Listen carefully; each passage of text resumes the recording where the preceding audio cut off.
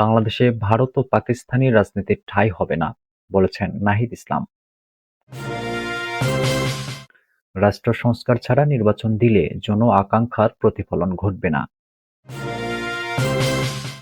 এবং পরিবেশের সুরক্ষা ছাড়া টেকসই উন্নয়ন সম্ভব নয়, জানিয়েছেন সৈয়দা রিজওয়ানা হাসান।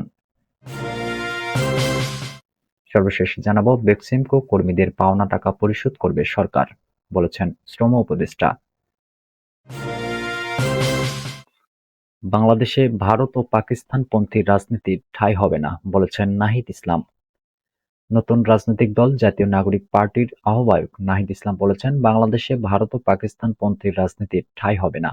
আমরা বাংলাদেশকে সামনে রেখে, বাংলাদেশের জনগণের স্বার্থকে সামনে রেখে রাষ্ট্রকে বিনির্মাণ করব।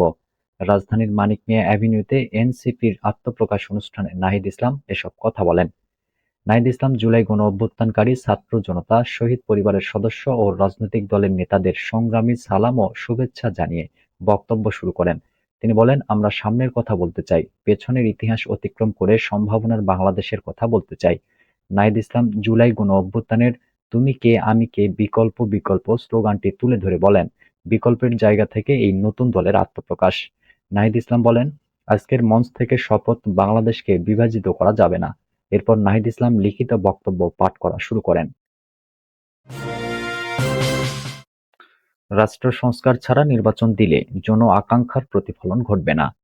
ইসলামী আন্দোলন বাংলাদেশের প্রেসিডিয়াম সদস্য প্রিন্সিপাল সৈয়দ মোসাদ্দেক বিল্লাহ আল মাদানী বলেছেন, রাষ্ট্র সংস্কারের কাজ দ্রুত সম্পন্ন করে নির্বাচন দিতে হবে।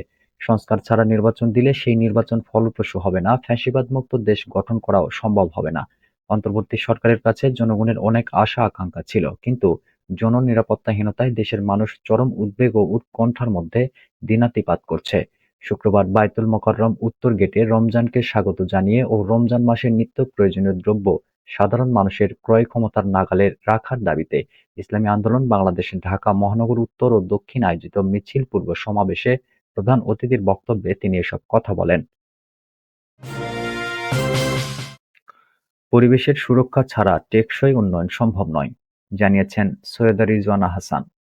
পরিবেশ, বন ও জলবায়ু পরিবর্তন মন্ত্রণালয় এবং পানি সম্পদ মন্ত্রণালয়ের উপদেষ্টা সৈয়দা রিজওয়ানা হাসান বলেছেন, বায়ু দূষণ, পানি দূষণ, মাটি দূষণ ও শব্দ দূষণ নিয়ন্ত্রণপূর্বক পরিবেশের সুরক্ষা ছাড়া টেকসই উন্নয়ন সম্ভব নয়। তিনি বলেন, আমরা যদি শুধু মেট্রো রেল, দ্রুতগতির ট্রেন, ফ্লাইওভার কিংবা বড় অবকাঠামো নিয়ে চিন্তা করি, কিন্তু পরিবেশের দিকে মনোযোগ না দিই, তাহলে ভবিষ্যৎ প্রজন্মের জন্য ভয়াবহ সংকট তৈরি করব। উপদেষ্টা বলেন, আমাদের ভাবতে হবে, ঢাকায় বাস করা এত কঠিন কেন? কেন আমরা শান্তভাবে বসে চিন্তা করতে পারি না? শব্দ দূষণ, বায়ু দূষণ, নদী দূষণ ও খাদ্যে ভেজাল সবকিছুই ভয়াবহ পর্যায়ে পৌঁছেছে।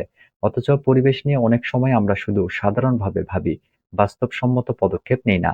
এখনই উপযুক্ত সময় দেশকে দূষণমুক্ত করতে সবাই মিলে কাজ করা।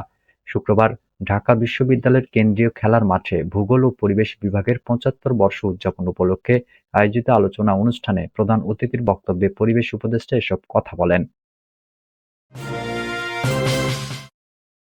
বেক্সিমকো কর্মীদের পাওনা টাকা পরিশোধ করবে সরকার, জানিয়েছেন শ্রম উপদেষ্টা। ইন্ডাস্ট্রিয়াল পার্কে বেক্সিমকোর লে অফ হওয়া ১৪টি প্রতিষ্ঠানের ৩৩,২৩৪ জন কর্মকর্তা-কর্মচারীকে বেতন বাবদ ৫২৫,৪৬,০০,০০০ টাকা পরিশোধ করবে সরকার। আগামী ৯ মার্চ থেকে এই বেতন দেওয়া শুরু হবে এবং সেটি রোজার মাঝামাঝি শেষ করা হবে বলে জানিয়েছেন শ্রম উপদেষ্টা brigadier general M Sakhawat Hossain. সচিবালয়ে এক সংবাদ সম্মেলনে এই তথ্য জানান শ্রম উপদেষ্টা। তিনি বলেন, বেক্সিমকো লিমিটেডের ১৪টি প্রতিষ্ঠানের কর্মীরা চলতি বছরের ফেব্রুয়ারি মাস পর্যন্ত বেতন পাবেন। সাখাওয়াত হোসেন জানান, বেক্সিমকোর বন্ধ কারখানার ৩১,৬৬৯ জন শ্রমিক এবং ১,৫৬৫ জন কর্মকর্তাকে ৫২৫,৪৬,০০,০০০ টাকা পরিশোধ করা হবে। এজন্য অর্থ বিভাগ তাদের পরিচালন ব্যয় থেকে ৩২৫,৪৬,০০,০০০ টাকা এবং শ্রম মন্ত্রণালয় ঋণ হিসেবে বাকি ২০০ কোটি টাকা দেবে। তিনি বলেন, আমরা কোনো শ্রমিকের বিরুদ্ধে না, কোনো শ্রমিকের চাকরি যাক এটা আমরা চাই না, কারণ তাদেরও ফ্যামিলি আছে। শ্রম উপদেষ্টা বলেন, বেক্সিমকোর কর্মকর্তা-কর্মচারীরা এমন কিছু করবেন না যাতে আমাদের কঠোর হতে হয়।